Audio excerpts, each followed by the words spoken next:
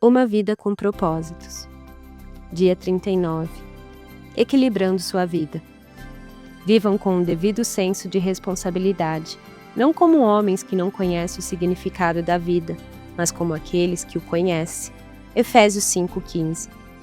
Não permitam que os erros dos maus conduzam vocês pelo caminho errado e façam vocês perderem o equilíbrio. 2 Pedro 3:17. Bem-aventurados os que vivem em harmonia, pois sobreviverão a todos. Uma das competições das Olimpíadas de Verão é o pentatlo, composto de 5 modalidades: tiro, esgrima, equitação, corrida e natação. O objetivo do pentatleta é vencer todas as 5 provas, não apenas uma ou duas. Sua vida também é um pentatlo, com 5 propósitos que devem ser mantidos na mesma proporção. Esses propósitos foram praticados pelos primeiros cristãos em Atos 2, explicados por Paulo em Efésios 4 e exemplificados por Jesus em João 17, mas estão resumidos no Grande Mandamento e na Grande Comissão de Jesus. Essas 2 declarações resumem todo este livro, os 5 propósitos de Deus para a sua vida. 1.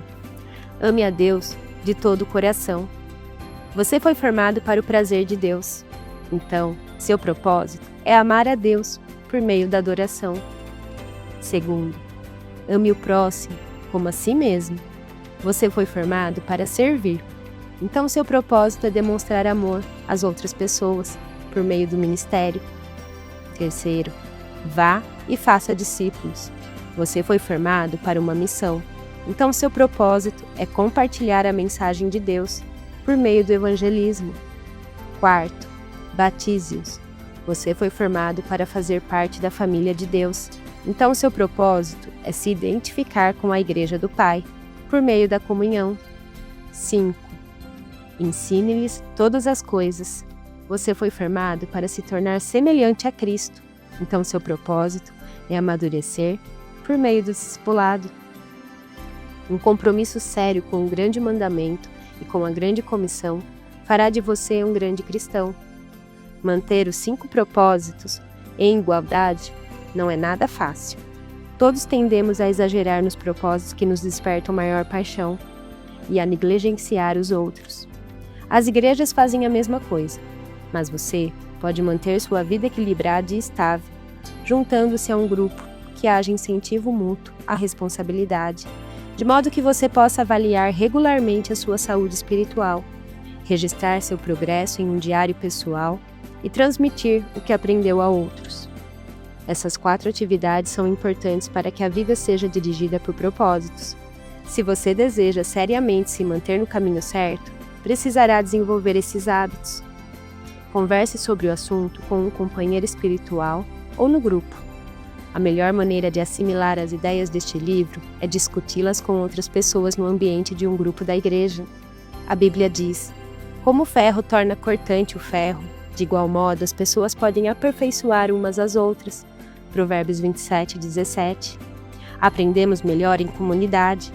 Nossa mente fica mais aguçada e nossas convicções mais profundas por meio da conversação. Insisto em que você reúna um pequeno grupo de amigos e forme um grupo de leitura de Para Que Estou na Terra, a fim de rever os capítulos semanalmente. Vocês devem discutir as implicações e aplicações de cada capítulo. Pergunte-se: e daí? E agora? O que isso significa para mim, para minha família e para a nossa igreja? O que vou fazer a respeito disso? Paulo disse: ponham em prática o que vocês receberam e aprenderam. Filipenses 4:9. Um pequeno grupo de leitura proporciona muitos benefícios que não podem ser alcançados somente por um livro. Vocês podem comentar o que estão aprendendo e discutir exemplos da vida real. Podem orar, incentivar e apoiar uns aos outros à medida que começarem a viver esses propósitos. Lembre-se de que fomos feitos para crescer juntos, não separadamente. A Bíblia diz: encorajem uns aos outros e fortaleçam uns aos outros. 1 Tessalonicenses 5:11. Incentivo também a estudar a Bíblia individualmente. Registrei como notas no fim do livro mais de 1000 passagens da Bíblia utilizadas neste livro. para que você possa estudá-las em seu contexto. Leia, por gentileza, o apêndice 1, que explica o uso de paráfrase e diferentes traduções, visando manter cada capítulo adequado à leitura diária. Tornou-se impossível explicar o fascinante contexto da maioria dos versículos utilizados. Entretanto, a Bíblia foi feita para ser estudada por parágrafos, por capítulos e até mesmo por livros inteiros. O meu livro 12 Maneiras de Estudar a Bíblia Sozinho pode ajudá-lo no estudo indutivo. Faça um autoexame espiritual periódico. A melhor forma de harmonizar os 5 propósitos em sua vida é por meio de uma autoavaliação periódica. Deus dá grande valor a esse hábito. Somos orientados pelo menos 5 vezes nas Escrituras a verificar e a examinar nossa saúde espiritual. Veja em Lamentações 3:40, 1 Coríntios 11:28, 31, 13:5, Gálatas 6:4. A Bíblia diz: testem-se para saber se estão firmes na fé. Não se enganem pensando que tudo está garantido. Criem o hábito do autoexame. Vocês precisam de evidências de primeira mão, não apenas de ouvir dizer que Jesus Cristo está em vocês. Façam o teste. Se o resultado não for bom, tomem alguma providência. 2 Coríntios 13:5. Para manter a saúde física, você precisa ir regularmente ao médico para a verificação dos sinais vitais, pressão sanguínea, temperatura, peso e assim por diante. Para a sua saúde espiritual, você precisa examinar regularmente os 5 sinais vitais da adoração, da comunhão, do crescimento do caráter, do ministério e da missão. Jeremias aconselha: vamos analisar a forma como vivemos e reorganizar a vida, conforme a direção do Eterno. Lamentações 3:40. Na igreja Saddleback, desenvolvemos uma ferramenta simples de avaliação pessoal que tem auxiliado milhares de pessoas a permanecer no propósito de Deus. Você ficará surpreso ao ver como essa pequena ferramenta o ajudará a alcançar o equilíbrio para uma vida saudável de crescimento. Paulo disse que a ideia entusiástica do início seja igualada pela ação realista de agora. 2 Coríntios 8:11. Anote seu progresso em um diário. A melhor forma de consolidar o progresso no cumprimento dos propósitos de Deus para sua vida é mantendo um diário espiritual. Não se trata de um registro dos acontecimentos, mas das lições de vida que você não gostaria de esquecer. A Bíblia diz: é fundamental que nos apeguemos com a firmeza ao que ouvimos, para que não nos desviemos. Hebreus 2:1. Podemos nos lembrar do que registramos. Escrever ajuda a esclarecer o que Deus está fazendo em sua vida. Dawson Trotman costumava dizer: os pensamentos se desembaraçam quando nos passam pelos dedos. A Bíblia registra várias ocasiões em que Deus ordena a alguém a manutenção de um diário espiritual. Por exemplo, conforme a orientação do Senhor, Moisés manteve um registro da progressão deles. Números 33:2. Não lhe deixava contente o fato de Moisés ter obedecido à orientação de Deus de registrar a jornada espiritual de Israel? Se ele fosse preguiçoso, seríamos privados das poderosas lições de vida de Êxodo. Embora seja improvável que seu diário espiritual venha a ser tão amplamente conhecido como o de Moisés, ele ainda é importante.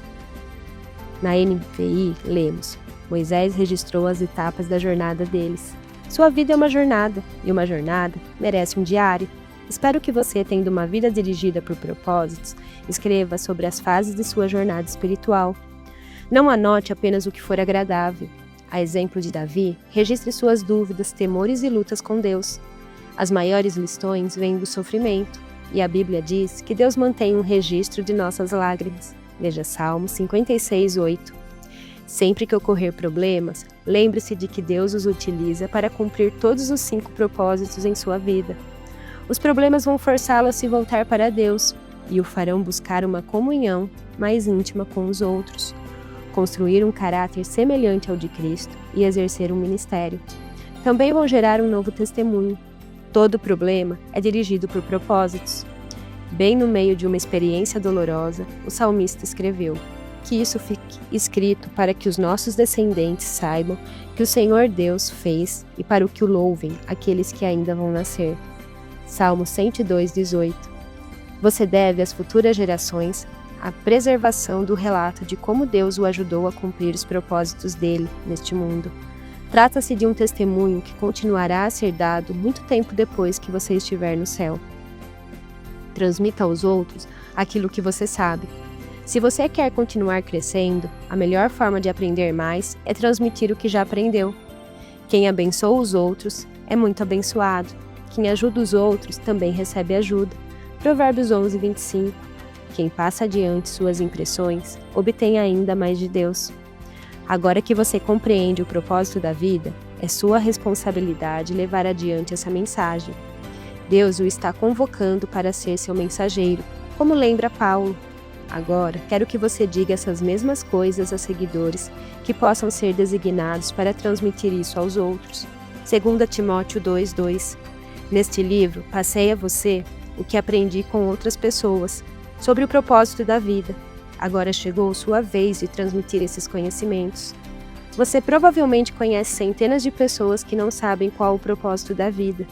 Compartilhe essas verdades com seus filhos, amigos, vizinhos e colegas de trabalho. Se você der este livro a um amigo, acrescente uma mensagem pessoal na página da dedicatória. Quanto mais você sabe, mais Deus espera que você use tal conhecimento para ajudar os outros. Tiago disse: qualquer um que sabe o que é certo a fazer e não o faz, está pecando. Tiago 4,17. O conhecimento aumenta a responsabilidade.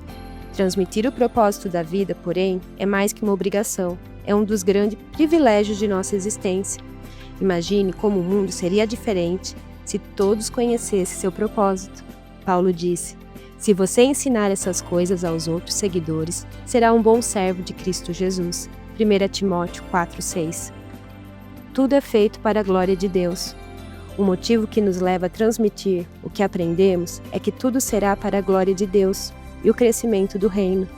Na noite anterior à crucificação, Jesus disse ao Pai: eu te glorifiquei na terra, completando a obra que me deste para fazer. João 17,4. Quando Jesus orou com essas palavras, ainda não tinha morrido por nossos pecados. Então, que obra ele havia completado? Nesse caso, ele estava se referindo a algo distinto da expiação. A resposta está no que ele diz nos 20 versículos seguintes de sua oração. Veja João 17, de 6 a 26. Jesus disse ao Pai o que havia feito nos últimos 3 anos, a preparação dos discípulos para viver conforme os propósitos de Deus. Ele os ajudou a conhecer e amar a Deus, adoração, e a amarem uns aos outros, comunhão. Deu-lhes a palavra para que amadurecessem, discipulado, mostrou-lhes como servir, ministério, e enviou-os a pregar o Evangelho, missão. Jesus é o exemplo de uma vida dirigida por propósitos e também ensinou os outros como vivê-la. Essa foi a obra que glorificou a Deus. Deus hoje chama cada um de nós para realizar a mesma obra. Ele não quer apenas que vivamos seus propósitos, mas que ajudemos outras pessoas a fazer o mesmo. Deus quer que apresentemos Cristo às pessoas, trazendo-os para a comunhão, ajudando-as a amadurecer e a descobrir como servir, e em seguida que as enviemos para alcançar outras pessoas também. É disso que se trata uma vida dirigida por propósitos. Independentemente de sua idade, o restante de sua vida pode ser a melhor parte dela, e você pode hoje mesmo começar a viver com propósitos. Dia 39. Pensando sobre o meu propósito de vida. Tema para reflexão: bem-aventurados os que vivem em harmonia. Versículo para memorizar: vivam com o devido senso de responsabilidade, não como homens que não conhecem o significado da vida, mas como aqueles que o conhecem. Efésios 5:15. Pergunta para meditar: qual das 4 atividades vou iniciar para permanecer no caminho e harmonizar os 5 propósitos de Deus para mim? Que seu dia seja abençoado. Em nome do Senhor Jesus. Amém.